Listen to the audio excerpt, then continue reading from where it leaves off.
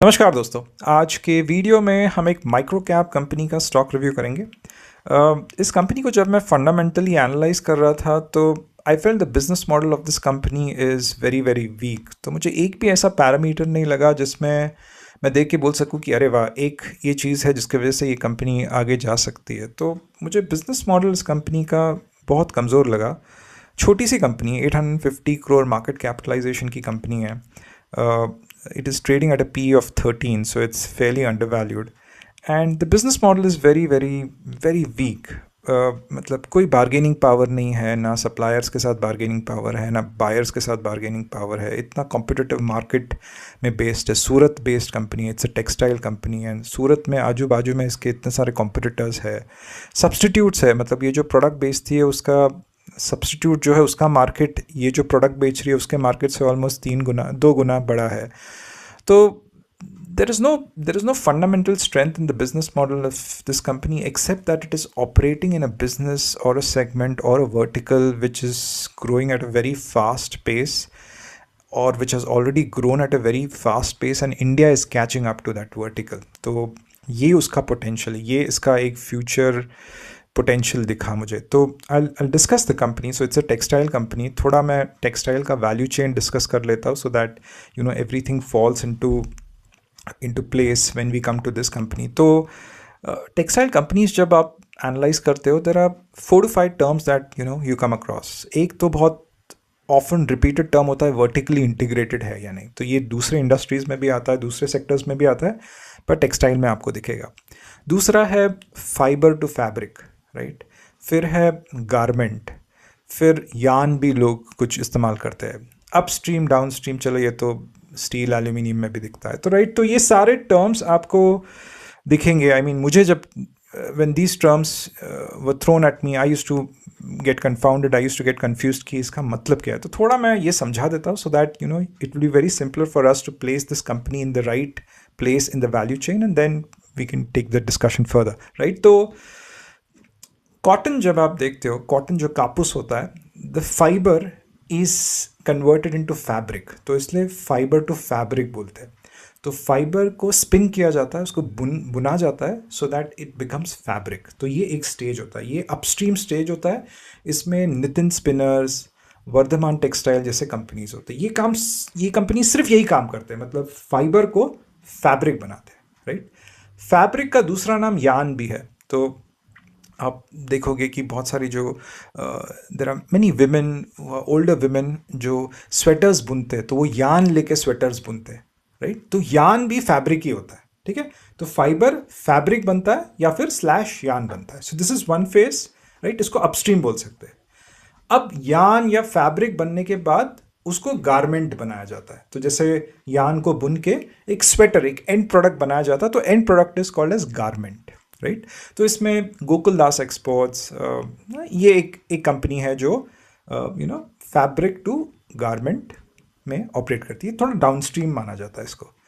Vertically integrated जो होता है, जो fibre to fabric to garment करता है, वो वर्टिकली इंटीग्रेटेड प्लेयर होता है। अरविंद टेक्सटाइल्स जैसे है, या फिर KPR मिल्स जो है, ये पूरा सब कुछ A to Z करके ब्रांड बना के अपना बेचते हैं। तो this is a vertically integrated kind of a value chain for textiles. तो मैं ये कॉटन की बात कर रहा था। Where does this company, the company which we are discussing, where does it sit in this value chain? So it does not sit in this value chain, frankly speaking, right? This is not a cotton company, though it's a textile company, but there is another vertical in textile which has already taken 70% of the market. तो मतलब 70% जो कपड़ा इस्तेमाल होता है, कपड़ा consume होता है, it comes from this segment, and the segment that we are talking about is MMF, man-made fibers. It is not cotton, it is man-made fiber, और man-made fiber is nothing but आपका polyester, nylon, ये कपड़े होते हैं। तो जैसे आप डेकेथलन जाते हो, तो वो जो कपड़े होते हैं, वो जो डेकेथलन में जो आपको स्वेट शर्ट्स मिलते हैं या फिर टी शर्ट्स मिलते हैं, जो एथलीजर कपड़े होते हैं, वो स्वेट रेजिस्टेंट होते हैं, वो कभी गीले नहीं होते स्वेट की वजह से, because of polyester, right, because of man made fibres, right. आप कर्टन्स देखोगे, होम टेक्सटाइल्स में कर्टन्स एक कैटेगरी होता है, काफ़ी रफ मटेरियल होता है उसका, कॉटन नहीं होता है वो, पॉलिएस्टर नाइलॉन होता है वो, right. Then if you look at nylon या फिर जो इंडस्ट्रियल्स या टेक्निकल फाइबर्स होते हैं ना, जैसे रोप्स होते हैं जो इंडस्ट्रीज में इस्तेमाल होते हैं, उसमें मैन मेड फाइबर इस्तेमाल होता है. सो 70% of the textile that is consumed in the world is man made fibre. Only 30% is cotton. But India is the leader in cotton. India produces more cotton related textiles. Why? Because there are almost 60 lakh farmers which are dependent on cotton. And after sugarcane, cotton जो farmers होते हैं, these are one of the biggest political constituency. Farming itself या farmers itself is a very big political constituency, जिसमें सबसे powerful तो sugar cane होता है. आप अगर महाराष्ट्र में जानते हो तो महाराष्ट्र के जो फार्मर्स होते हैं, जो शुगर केन फार्मर्स होते हैं, वो सबसे पावरफुल माने जाते हैं, right. And same is the case with Karnataka as well as Uttar Pradesh, जहाँ पे सबसे ज़्यादा शुगर केन फार्मर्स है. तो it's a very strong political constituency. तो करीबन 60 लाख फार्मर्स जो है वो कॉटन बुनते हैं या फिर कॉटन उगाते हैं, बुनते नहीं उगाते. एंड गवर्नमेंट्स जो है पिछले 20 साल से 25 साल में, दे न्यू दैट